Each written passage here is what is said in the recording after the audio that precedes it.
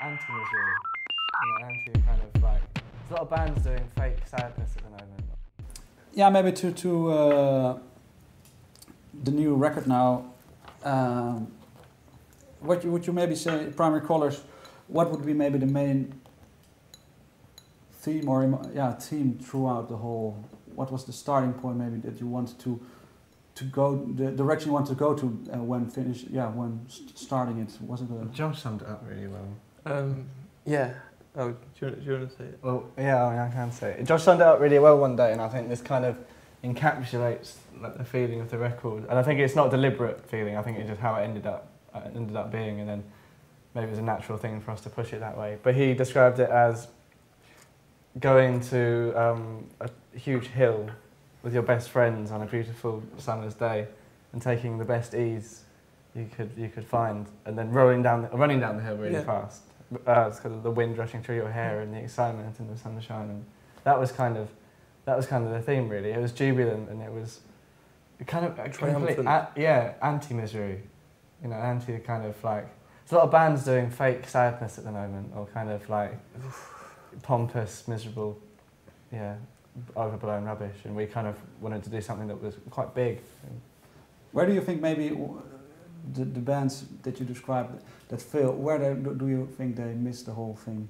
Why? Where at what part is that? Because I don't think they really... Why are they making sad music? Yeah, why they try to and maybe they just they fail miserably. Because I don't know actually how sad they are. I think it's just really easy. I think the reason for making the sad music is they go into a room and someone sits here like this and goes, "Look boys, sadness sells. You want to get on that. That'll make you cool. There's a recession. That'll make you cool. Think about that," and then they go and try and do it. Useless. We made the record last summer and we had like the most amazing summer ever, and I think that's really reflected. We kind of captured that, took a bit of that and it was pushed into the vinyl. Yeah, because... I think it's released every time it's played. Yeah, you could say that do you have, do you sometimes listen to the record still? To be honest, I must have heard some of the songs like 300-400 times. Maybe, I don't know how many times, but enough to know every nuance in it. So like very rarely. Is there one song in particular that after so many hundred times of listening that you still sort of get a... To be honest, I still actually get excited by it. So... By which one, can you name? Oh, which one? All of them. All of them? Yeah, I still get excited by all of them. I think it's a mistake to try and look at this record and pick out one song that's the particular gem in it. There's certain...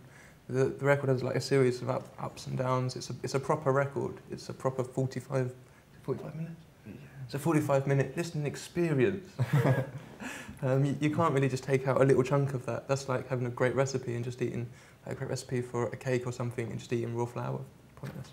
But how would you describe maybe your working flow before going into... Is it while writing? Is it mainly one of you guys who brings the ideas to the table, or is it one of you get a say? Not at all. We don't do the thing where you sit on the bus with an acoustic guitar and write the album and then you go in and record it. We actually just we got a room. We got a room. And we filled it with all our gear. We filled it with all our gear and we had it for 3 or 4 months, and that was over last summer. And just for those 3 or 4 months, just went in every day and wrote as much as possible. We ended up with like 40 songs, and then we whittled it down to 10. I don't know, but no, there's no one person.